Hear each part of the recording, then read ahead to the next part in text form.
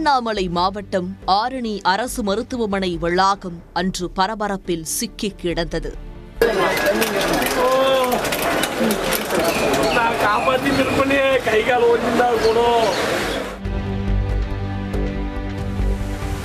உறவினர்களும் ஊர்க்காரர்களும் தவித்தபடி காத்திருந்தார்கள்.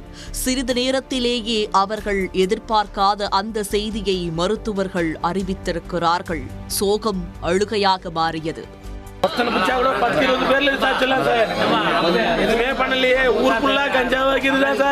சாவுக்கு வந்தானுங்க சார். 48 வயது நபர் ஒருவரை இளைஞர்கள் சேர்ந்து அடித்தே கொலை செய்திருக்கிறார்கள். கொல்லப்பட்டவர் சுதாகர் ஆரணி அருகே உள்ள பார்வதியகரம் என்ற கிராமத்தை சேர்ந்தவர். இவருக்கு திருமணமாகி மனைவி மற்றும் ஒரு பெண் பிள்ளை உள்ளது. இவரது மனைவி பிரிந்து சென்ற நிலையில் மகளுடன் வசித்து வந்திருக்கிறார். ஆட்டோ ஓட்டுநர், விவசாயி என சுதாகர் கிடைக்கும் வேலைகளை செய்து வந்திருக்கிறார். அதோடு ஊர் தர்மகர்த்தாவாகவும் இருந்துள்ளார். 17ஆம் தேதி இதே ஊரில் வசித்து வந்த சந்துரு என்ற 25 வயது இளைஞர் குடும்ப தகராறு காரணமாக தூக்கிட்டு இறந்து போயிருக்கிறார். இந்த விஷயம் போலீசாருக்கு தெரிந்தால் போஸ்ட்மார்டம் செய்து விடுவார்கள் என்பதால் சந்துருவின் குடும்பத்தினர் அவசரமாக இறுதி சடங்கிற்கான வேலைகளை செய்து வந்தார்கள். இந்த விஷயம் எப்படியோ களம்பூர் போலீசாருக்கு தெரிய வந்திருக்கிறது. சந்துருவின் சடலத்தை கைப்பற்றிய போலீசார் ஆரணி அரசு மருத்துவமனைக்கு கொண்டு சென்று உடற்கூராய்வு செய்திருக்கிறார்கள். இது சந்துருவின் குடும்பத்தினருக்கு ஆத்திரத்தை ஏற்படுத்தியிருக்கிறது. ஊருக்குள் எந்த விஷயம் நடந்தாலும் தர்மகர்த்தா என்ற முறையில் அதை சுதாகர் போலீசாருக்கு தெரிவித்து வருவதாக பலரும் நினைத்திருக்கிறார்கள்.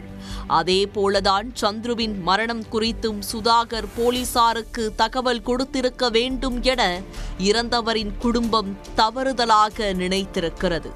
இது சந்துருவின் தம்பி சஞ்சய்க்கு ஆத்திரத்தை கொடுத்திருக்கிறது. சுதாகர் மீது கொலை வெறியில் இருந்துள்ளார்.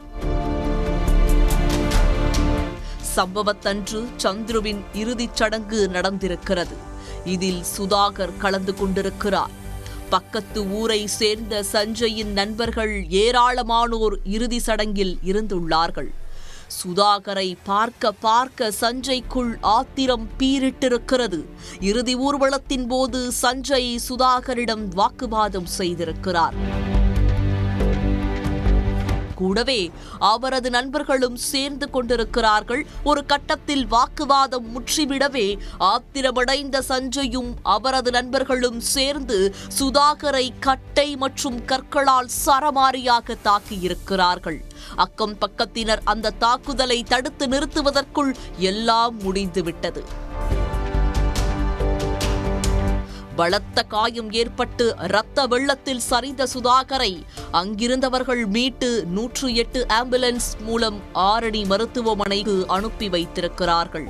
சுதாகரை பரிசோதனை செய்த மருத்துவர்கள் அவர் ஏற்கனவே இறந்துவிட்டதாக அறிவித்திருக்கிறார்கள்.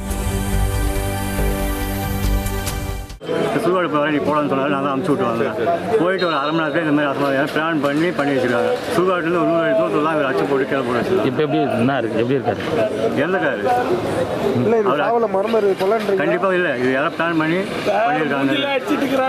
மூஞ்சில் அச்சு இந்த பக்கம் ஒரு பக்கம் மூஞ்சே கிடையாது, மூளை சேர்ந்து கால் சுத்தமாக எதுவுமே கிடையாது. பிளான் பண்ணி சேலத்தில் பேட்டிக்கிட்டு லிங்கெல்லாம் பார்த்தா லிங்கெல்லாம் சேர்ந்து அச்சு கவுத்து வச்சு போட்டு.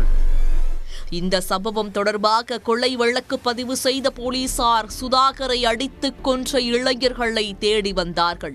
இந்த சூழலில் தலைமறைவாக இருந்த சஞ்சய், லோகேஷ் ஆகிய இருவரை கைது செய்த போலீசார் ஆரணி நீதிமன்றத்தில் ஆஜர்படுத்தி வேலூர் மத்திய சிறையில் அடைத்தார்கள்.